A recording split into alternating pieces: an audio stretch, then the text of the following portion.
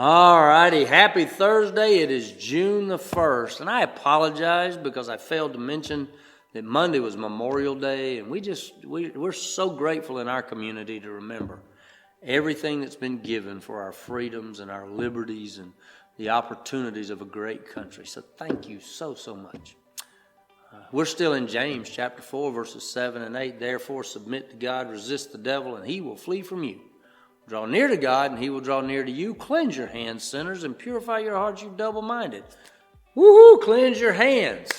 I can never forget that coming in from playing in the yard or doing whatever, Mom's instruction is always, it's dinner time, go wash your hands.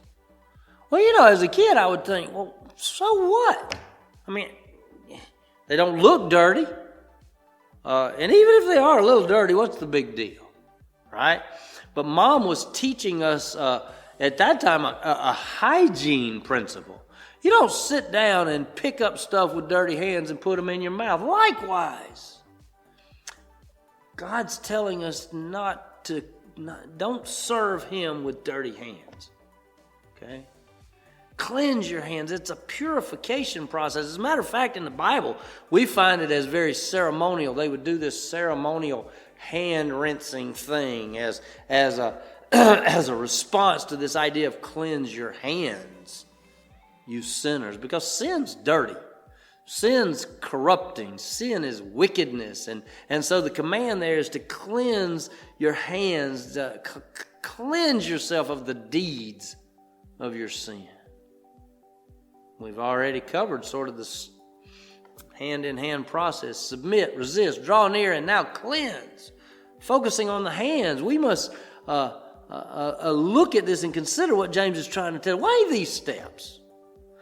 Why is it that James is giving us this sort of action list of how to walk with God and how to be in fellowship with Jesus? Well, because the last little phrase right before verse 7 is, he gives grace to the humble. You see, James is encouraging us as to how we can maintain a right and righteous relationship with God. We can't desire God's blessing and then sit in our sin and actively engage in sin, you see. Verse 6, God resists the proud, but he gives grace to the humble. See, people create things to be proud about. Right now, I'm recording for June 1st, and you're going to hear a whole lot about some things in our culture to be proud about. But what the Bible says is that that's not a proud thing.